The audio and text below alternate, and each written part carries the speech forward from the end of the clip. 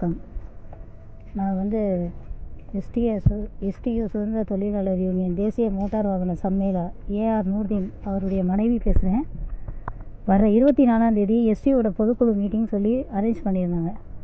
அது சம்மந்தமாக பேசி காவல்துறையிட்ட பர்மிஷன் எல்லாம் வாங்கி எல்லாம் பண்ணியிருந்தாங்க. இந்த பொதுக்குழு நடக்கிற நேரத்தில் இந்திய யூனியன் முஸ்லீம் லீக்குடைய பொதுச் செயலாளர் ஹக்கீம்ங்கிறவர் இதை நடத்தக்கூடாது அப்படிங்கிற ஒரு இதை அவரும் பெட்டிஷனாக இங்கே கொடுத்துருந்தாங்க. காவல்துறையிலேருந்து எங்களுக்கு அறிவிப்பு கொடுத்துருந்தாங்க. நாங்களும் பேசினோம்.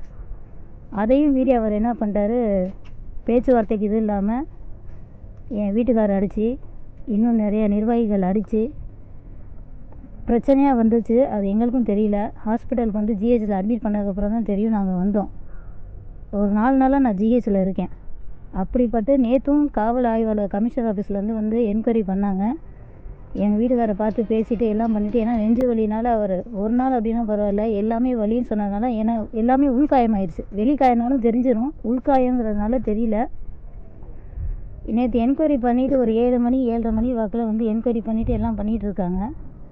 அடுத்த ஒரு 8-8:15 போல் பார்த்திங்கன்னா இந்த ஐயுஎம்எல்லுடைய செயலாளர் ஹக்கீமு மற்ற அவங்களுடைய நிர்வாகிகள்லாம் என்ன பண்ணிட்டாங்க, அந்த ஹக்கீம்ங்கிறவர் அவருடைய ஃபேஸ்புக்கு, வாட்ஸ்அப்பு, அப்புறம் செய்தித்தாள்கள் இதிலெல்லாம் என் கணவருடைய பேர் நூர்தீன் ஆசஃபி மற்றும் தலைவர், செயலாளர், பொருளாளர் இவங்க ஒரு 6 பேர் கைது பண்ண சொன்னோம். கைது பண்ண போகிற காவல்துறை வர நேரத்தில் தலைமறைவாயிட்டாங்கிற ஒரு தவறான புகாரை கொடுத்துட்டாங்க.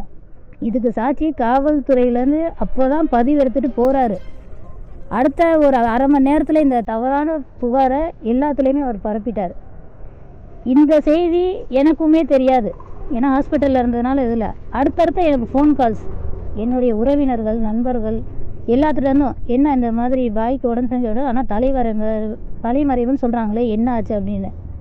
இல்லை, இங்கே ஹாஸ்பிட்டலில் தானே இருக்கு. ஏன்னா எல்லாம் பார்த்துட்டு போகிறாங்க. இந்த செய்தி வந்த உடனே கேட்டு எல்லாம் அப்படி பயமாக தான் எங்கள் வீட்டுக்கு வாங்க அப்படின்னு சொல்லி எல்லாருமே எங்களுக்கு ஃபோன் கால்ஸ் பண்ணவும் எப்படி சொல்ல, அந்த மன உளைச்சலுக்கு நாங்கள் ரொம்ப ஆளாயிட்டோம்.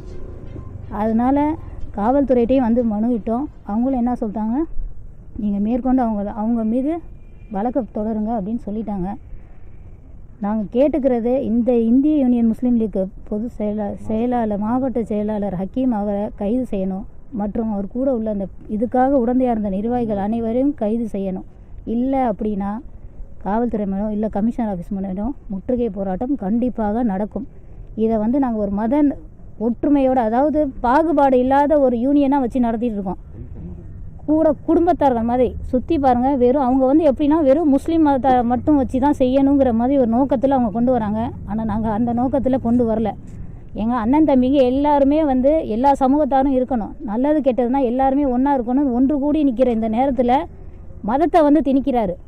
நானே முஸ்லீம் தான், இருந்தாலும் மதத்தை திணிக்கிறது தப்பு இல்லையா? அது சுத்தமாக இல்லை. இதுக்கு ரொம்ப நான் மன உளைச்சல். ஏன்னா வீட்டுக்காருக்கு உடம்பு சரியில்லைங்கிற சூழ்நிலையில் ஆஸ்பத்திரியில் இருக்கும்போது இந்த மாதிரி ஒரு பேட்டியை கொடுத்து தலைமறைவுங்கும் போது ரொம்ப மன உளைச்சலுக்கு ஆளாயிட்டு, இப்போ என் பிள்ளைங்க எங்கே இருக்குன்னு கூட எனக்கு தெரியாது. ஏன்னா பாதுகாப்பாக என் பிள்ளைங்களை ஒவ்வொருத்தர் ஒவ்வொரு வீட்டுக்கு கூப்பிட்டு போயிட்டாங்க. எங்கள் உசுருக்கு கூட உத்தரவாதம் கிடையாது. அதனால் ஹக்கீம்ங்கிறவர் மீதும் அவர் கூட இருக்கிறவங்க மீதும் தக்க நடவடிக்கை எடுக்கணும். இல்லை கண்டிப்பாக முற்றுகை போராட்டம் பண்ணி அதுக்கு என்ன முடிவு எடுக்கணுமோ செய்வோம்.